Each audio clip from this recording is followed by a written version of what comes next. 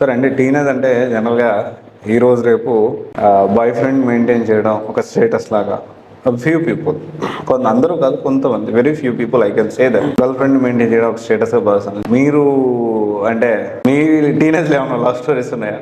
Can I ask like that? యాక్చువల్గా teenage అంటే intermediate, 10th intermediate range లో, 10th తర్వాత అనుకోవచ్చు. నేను కూడా traditional family conventional, for example నేను 9th 10th నుంచే మనం బాగా చదవాలి, మన ఫ్యామిలీ బ్యాక్గ్రౌండ్ అంత స్ట్రాంగ్ కాదు, మన పేరెంట్స్ మీద అంటే మన పేరెంట్స్ కష్టపెట్టకూడదు, మనం ఈ 9th 10th 11th 12th అనేవి లైఫ్లో సక్సెస్ అవ్వడానికి మోస్ట్ ఇంపార్టెంట్. ఈ టైంలో పక్క చూడకూడదు, ఇలా చదువుకుంటూ వెళ్ళిపోవాలంతే, పక్క చూసి డివైడ్ అయిపోతామేమో అన్న భయంతో పెరిగిన తెలుగు స్టూడెంట్స్ నేను ఒకరిని బేసికల్గా. అంటే 9th 10th 11th 12thలో పెద్ద ఎక్స్ప్లోర్ చేసే ఉద్దేశం ఉండేది కాదు. ఎక్స్ప్లోర్ చేసినా కూడా మనం డివైడ్ అవుతామేమో, లైఫ్ డిస్ట్రాయ్ అవుతుంది అని భయం.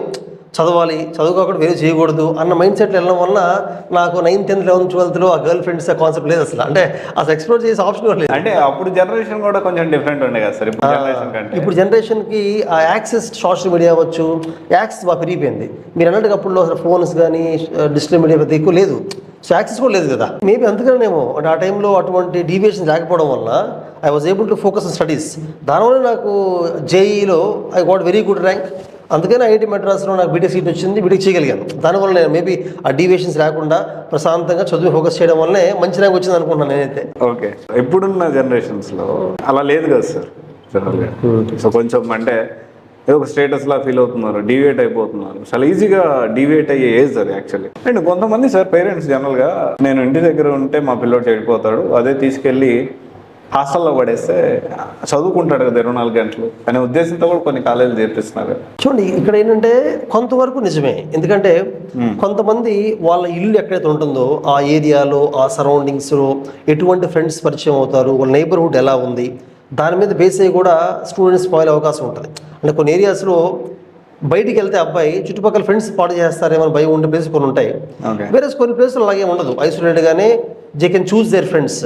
సో ఆ సిచ్యువేషన్ బట్టి హాస్టల్ కొన్నిసార్లు మంచి ఆప్షనే. ఎందుకంటే హాస్టల్ అయితే ఏమవుతుందంటే ఒక డిసిప్లిన్గా ఉంటారు, ఆ ఫోన్స్ యాక్సెస్ పెద్ద ఎవరు, ఫోన్ యాక్సెస్ పెద్ద ఎవరు, సోషల్ మీడియా యాక్సెస్ ఛాన్స్ ఉండదు. అంటే ఇఫ్ ఇట్స్ అ గుడ్ అంటే ఒక మంచి కాలేజ్లో, మంచి ఇన్స్టిట్యూషన్లో, కొంచెం సేఫ్ అండ్ సెక్యూర్గా ఉన్న హాస్టల్స్లో పెద్ద యాక్సెస్ ఇవ్వకుండా కొంతవరకు ఒక అరగంట గంట అంటే పేరెంట్స్తో మాట్లాడుతూ ఎంజాయ్ చేస్తారు, కానీ మోస్ట్లీ ఎడ్యుకేషన్ ఫోకస్ చేస్తారు. ఎడ్యుకేషన్ అయితే ఇందాక మీరు అన్నట్టుగా 9th 10th క్లాసుల్లో ఫోన్కి బాగా ఎడిక్ట్ అయిపోయి సడన్గా ఇంటర్మీడియట్ హాస్టల్ పడేశారని తీసుకెళ్ళి ఇంకా అసలు ఫోనే లేకుండా చేశారనుకోండి, కొంత అప్సెట్ అవుతారు.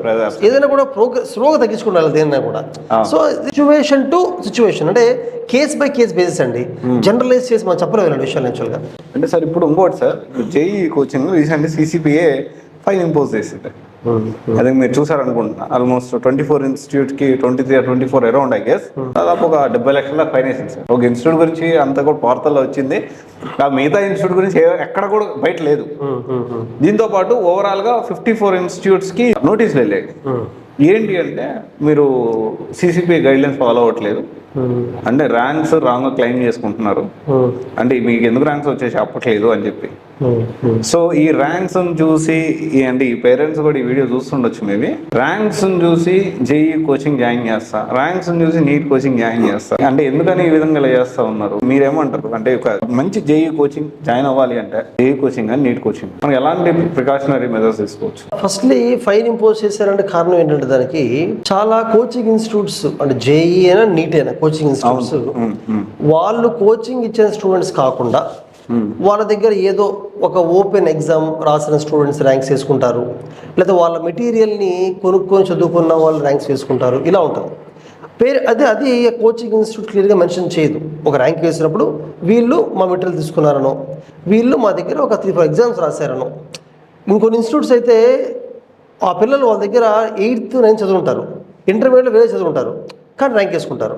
సో పేరెంట్ ర్యాంక్ చూసినప్పుడు ఎలా ఫీల్ అవుతారంటే okay intermediate 11th and 12th ఇక్కడ చదువుకున్నారేమో అన్న ఒక అవేర్నెస్ లేకపోవడం వలన దానివల్ల జాయిన్ చేస్తూ ఉంటారు. సో అలా చేయకూడదని చెప్పి గవర్నమెంట్ ఆఫ్ ఇండియా రెగ్యులేషన్స్ ఏవైతున్నాయో ఈ రకంగా ఉండకూడదని చెప్పి క్లియర్గా ఏ ఇన్స్టిట్యూట్ అయినా ర్యాంక్ ఎలా వచ్చిందో రాయమని చెప్పారు. అలా చెప్పకపోతే ఫైన్ వేశారు. ఇంకోటి ఎలా సెలెక్ట్ చేసుకోవాలో కోచింగ్ ఇన్స్టిట్యూట్ అంటే ఆ ఇన్స్టిట్యూట్లో చదువుతున్న స్టూడెంట్స్తో మాడాలి, ఆ ఇన్స్టిట్యూట్ చదువుతున్నారో వాళ్ళతో మాడాలి, వాళ్ళ పేరెంట్స్తో కానీ. యాక్సెస్ ఇవ్వరు కదా, దొరుకుతుంది. ఇప్పుడు పేరెంట్ స్టూడెంట్ జాయిన్ చేసేటప్పుడు ఇఫ్ ఈస్ వెరీ సీరియస్, మా అబ్బాయికి మా అమ్మాయికి మంచి కాలేజ్ జాయిన్ అనుకున్నప్పుడు ట్రై చేసి ఎలాగైనా ఆ కాలేజ్లో చదివే పిల్లల యొక్క పేరెంట్స్ ఫోన్ నెంబర్ తీసుకోగలగాలి, ఆ పిల్లలతో మాడగలగాలి. ట్రై చేస్తే దొరుకుతారు, ఎందుకు దొరకరు? ఖచ్చితంగా దొరుకుతారు. ట్రై చేస్తే సంక్రాంతి హాలిడేస్లో చేయరు కదా, అంటే సంక్రాంతి హాలిడేస్లో దసరా హాలిడేస్లో పిల్లలు బయటకు వస్తారు, ఇంటికి వెళ్తారు, ఆ టైంలో కనుక్కోవచ్చు, ఏదో ఒకటి కనుక్కోవచ్చు. అంటే ఇక్కడ ఇంకోటి సార్, ఇప్పుడు క్యాంపస్ టు క్యాంపస్ కూడా డిఫరెంట్ ఉంటుంది కదా. అవును, అంటే ఇప్పుడు కొన్ని కాలేజ్ ఎలా ఉంటాయంటే వాళ్ళకి చాలా క్యాంపస్ ఉంటాయి.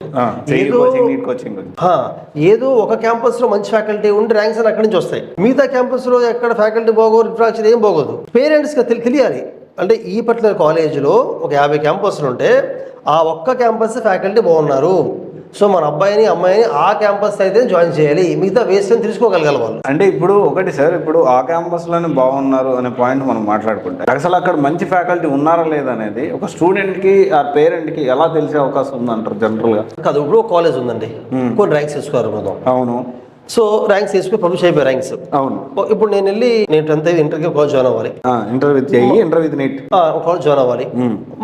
ఆ కాలేజ్ బ్రాంచ్ మా సిటీలో ఉంది, సిటీలో అక్కడ ఉంది.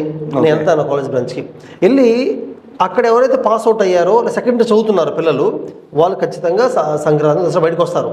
వాళ్ళతో అమ్మ ఈ బ్రాంచ్ నుంచి ఇక్కడ పబ్లిష్ చేసిన ర్యాంక్స్లో ఎవరు ఉన్నారో అడుగుతాం, తెలిసిపోతారు, చెప్పేస్తారు. లేదు అన్న ఈ ర్యాంక్స్ అయితే మంచి కాదని చెప్పేస్తారు, అది తెలిసిపోద్ది.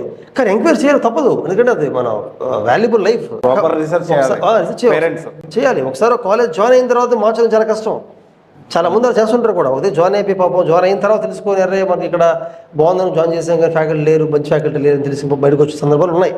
కాబట్టి రీసెర్చ్ చేయాల్సింది తప్పదు మరి. ఇంకా సార్ ఇంకో విషయం వచ్చేసి ఈ ఆన్లైన్ ఆఫ్లైన్ కోచింగ్ మాయాజాలం అంటే ఏంటి సార్ అసలు? అంటే ఆన్లైన్లో ఒక పిల్లవాడు జేఈ నీట్ కోచింగ్ అంటే దాన్ని సపోర్ట్ చేసుకుంటూ కూడా కొంత పిఆర్ సిస్టమ్ నడుస్తుంది సార్. బిలీవ్ ఒక ఇన్స్టిట్యూట్ గురించి మనం మాట్లాడినప్పుడు వాళ్ళ గురించి పాజిటివ్ కామెంట్స్ పెట్టే వాళ్ళు కూడా ఉంటారంట, నాకు కూడా ఈ మధ్య తెలుస్తుంది. వాళ్ళ గురించి కామెంట్స్ అండి, పాజిటివ్ కామెంట్స్ వాళ్ళే పెట్టించుకుంటారు. ఓకే ఓకే, అంటే ప్రతి వీడియో కింద వాళ్ళ గురించి రివ్యూ చేసినా వాళ్ళు కొంతమంది వాళ్ళ గ్రూప్ ఆఫ్ పీపుల్ అందరు కలిసి కమెంట్స్ పెట్టడం, నేను వాళ్ళ ఫ్యాన్ని వీళ్ళ ఫ్యాన్ అని చెప్పడం. అంటే ఆన్లైన్లో జేఈ నీట్ ప్రిపేర్ అవ్వడం వల్ల అసలు అడ్వాంటేజ్ ఉందా? అంటే వాళ్ళు ఏమంటున్నారంటే మాకు యాక్సెసిబిలిటీ అఫోర్డబిలిటీ ఉంది కదా, తక్కువకి వస్తుంది కదా. నిజంగా ఆన్లైన్లో జేఈ నీట్ కోచింగ్ తీసుకొని క్రాక్ చేయడం సాధ్యమవుతుందా? ఎందుకంటే మీరు ఆల్రెడీ క్రాక్ చేశారు కాబట్టి దాని గురించి చెప్పండి సార్. వెరీ ఫ్యూ స్టూడెంట్స్ ఎవరైతే సెల్ఫ్ ప్రిపరేషన్ చేసుకోగలుగుతారో, టెక్స్ట్ చదివి అర్థం చేసుకోగలుగుతారో అటువంటి వాళ్ళు కొన్ని టాపిక్స్ అర్థం కాని వాటిని ఆన్లైన్లో విని నేర్చుకోవడం కరెక్టే.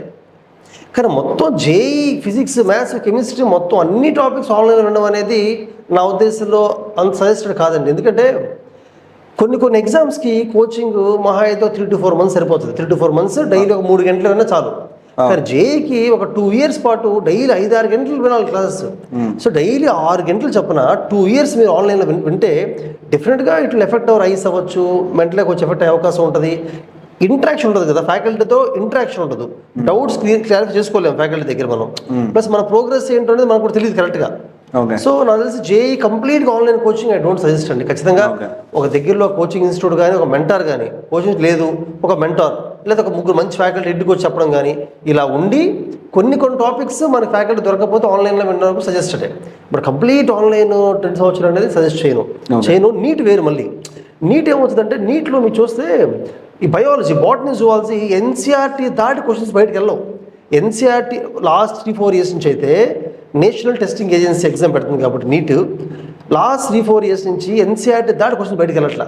సో ఎన్సీఆర్టీ బుక్ని 10 సార్లు చదివి ఒక్కొక్క లైన్ మీద క్వశ్చన్స్ దొరుకుతాయి, మార్కెట్లో దొరికేస్తాయి, ఆ క్వశ్చన్స్ సాల్వ్ చేస్తే సరిపోద్ది ఎనఫ్. ఫిజిక్స్ వరకు ఫిజిక్స్ ఎన్సీఆర్టీ నుంచి ఇచ్చినప్పటికీ కొంచెం అప్లికేషన్ ఎక్కువ ఉంటుంది, ఫిజిక్స్లో అప్లికేషన్ ఎక్కువ ఉంటుంది. ఎన్సీఆర్టీ కన్నా బియాండ్ ప్రాబ్లమ్స్ చేయాలి కాబట్టి కోచింగ్ కొంతవరకు అవసరమే, కోచింగ్ అవసరమే. అంటే ఇక్కడ మీరు ఫిజిక్స్ అంటున్నారు కాబట్టి మాట్లాడుతున్నా, నీట్ ఫిజిక్స్ వల్లే ఫెయిల్ అవుతారు అనేది ఒక ట్రెండ్ అనేది ఉందా? అంటే ఇది మన తెలుగు స్టేట్స్లో 10th క్లాస్లో మ్యాథ్స్ ఎవరికైతే బాగా రాదో వాళ్ళు ఇంటర్లో దే టేక్ బైపీసీ తీసుకొని నీట్కి వెళ్తుంటారు. అది రాంగ్ కాన్సెప్ట్. యాక్చువల్గా మ్యాథ్స్ బాగా రాదు కాబట్టి బైపీసీ కరెక్ట్ కాదు యాక్చువల్గా. ఓకే, అలా వెళ్తుంటారు ఎక్కువ మంది. అలా వెళ్ళే వాళ్ళకి ఏమవుతుందంటే మ్యాథ్స్ బాగా రాదు కాబట్టి, మ్యాథ్స్ అర్థం ఏంటి, ఆ మ్యాథమెటికల్ థింకింగ్ వాళ్ళకి లేదు, అలవాట్లేదు. అట్లీస్ట్ వాళ్ళు బయాలజీ బాగా చేస్తారు. బయాలజీ అంటే ఎక్కువ మెమరీ బేసే ఉంటుంది, గుర్తుపెట్టుకునే కెపాసిటీ ఉండాలి, అది ఉంటుంది వాళ్ళకి. కెమిస్ట్రీలో కూడా ఆర్గానిక్ కెమిస్ట్రీ, ఇన్ఆర్గానిక్ కెమిస్ట్రీ ఎక్కువ గుర్తుపెట్టుకోవడమే. ఫిజికల్ కెమిస్ట్రీ ఒకటే కొంత మ్యాథమెటికల్గా ఉంటుంది. ఫిజిక్స్కి వచ్చేసరికి ఎక్కువ మ్యాథమెటికల్గా ఉంటుంది. సో వీళ్ళు ఆల్రెడీ మ్యాథమెటిక్స్ మీద ఎవర్షన్తో ఇష్టం లేక బైబిల్ జాయిన్ అయ్యారు, నీట్కి వెళ్ళారు. కాబట్టి ఫిజిక్స్లో మరి మ్యాథ్స్ ఉంటుంది కదా, ఫిజిక్స్ అంటే మ్యాథమెటిక్స్ ఉంటుంది. కాబట్టి దాన్ని ఆటోమేటిక్గా వాళ్ళు బాగా చేయలేకపోతుంటారు. దానివల్ల తెలుగు స్టేట్స్లో ఫిజిక్స్ ఈ నీట్ ప్రిపేర్ ఫిజిక్స్ బాగా తక్కువ వస్తాయి. ఫిజిక్స్ ఇప్పుడు 720 మార్క్స్ ఉంటుంది నీట్ ఎగ్జాము. 720లో 180 ఫిజిక్స్ ఉంటుంది, 180 మార్క్స్. ఆ 180లో బాగా తక్కువ వచ్చినప్పుడు ఆటోమేటిక్గా ర్యాంక్ పోతుంది, మంచి ర్యాంక్ రాదు వాళ్ళకి. సో మీరు చెప్పింది కరెక్టే, ఫిజిక్స్ వల్ల ఎక్కువ మంది ఫెయిల్ అవుతూ ఉంటారు, నీట్లో ర్యాంక్ రాకుండా పోతుంటుంది.